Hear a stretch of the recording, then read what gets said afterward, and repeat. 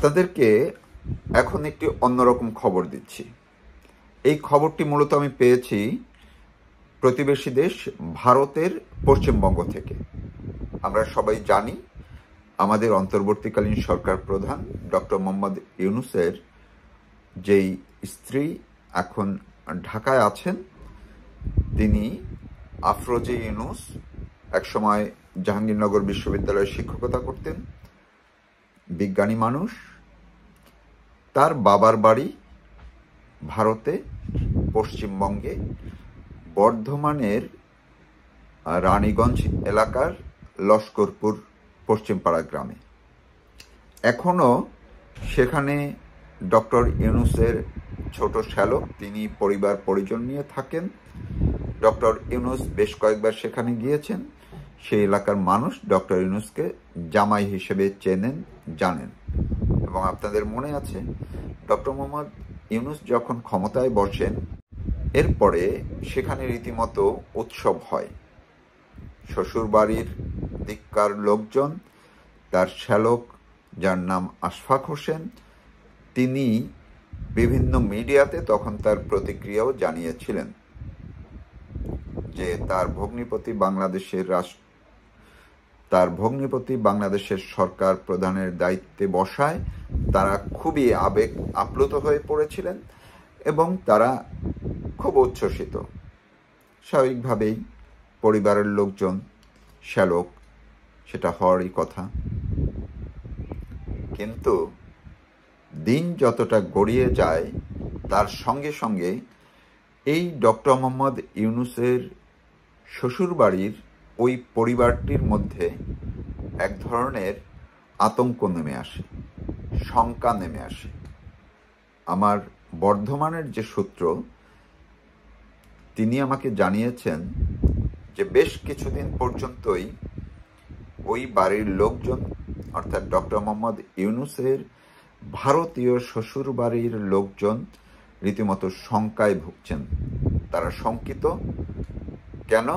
সেটি হচ্ছে, যখনই ডক্টর মোহাম্মদ ইউনূস কিংবা তার প্রসৃত লোকজন, বিভিন্ন রাজনৈতিক দল ভারতের বিরুদ্ধে বিভিন্ন হুঙ্কার দেয়, ভারতের বিরুদ্ধে যখন স্লোগান দেয়, কথা বলে, এমনকি ডক্টর ইউনূস এর মধ্যে যতবার দেশে কিংবা বিদেশে গিয়ে ভারতের বিরুদ্ধে কথা বলেছে, ততবার তার শ্বশুরবাড়ির লোকজন শঙ্কিত হয়েছে।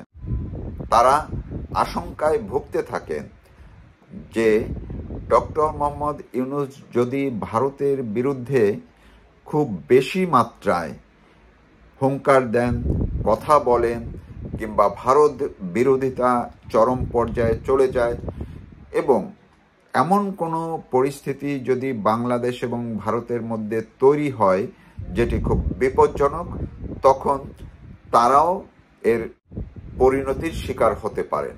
যেই সব বিষয়ে বিশেষ করে বর্ধমানে, বিশেষ করে যখনই ডক্টর মোহাম্মদ ইউনূস ভারতের বিরুদ্ধে কথা বলেন, তখনই বর্ধমান এলাকার যারা বিজেপি আছেন, বিজেপির নেতাকর্মীর যে সবাই সেটি নয়, উগ্র যারা আছেন, তারা ক্ষিপ্ত হয়ে যান। এর মধ্যে কয়েক দফায় নাকি বিক্ষুব্ধ সেই বিজেপি সদস্যরা কিংবা যারা ভারতের বিরুদ্ধে কোনো কথা বললে সেটি সহজভাবে মেনে নিতে পারেন না, তারা বিক্ষুব্ধ হয়ে ডক্টর মোহাম্মদ ইউনূসের শ্বশুর বাড়ির দিকে নজর ফেলার চেষ্টা করেন। এমন ঘটনা কয়েকবারই ঘটেছে। এমনকি 2 দফা সেখানকার উত্তেজিত মানুষ তার শ্বশুর বাড়িতে হামলা চালানোর মতো পরিস্থিতি তৈরি করেছিল।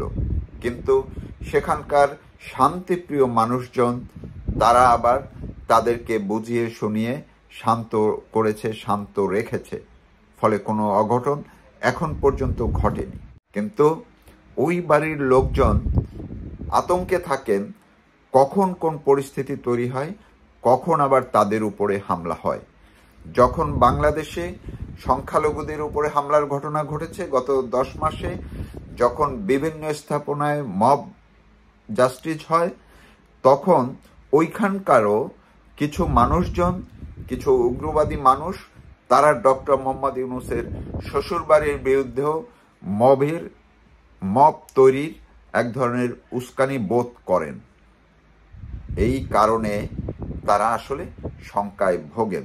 এমনকি আমার সেই সূত্র জানিয়েছে, ডক্টর মোহাম্মদ ইউনূসের শ্যালক এবং তার পরিবারের অন্যরাও বিষয়টি ডক্টর মোহাম্মদ ইউনূসকেও জানিয়েছেন। তার নজরে এটি আছেন।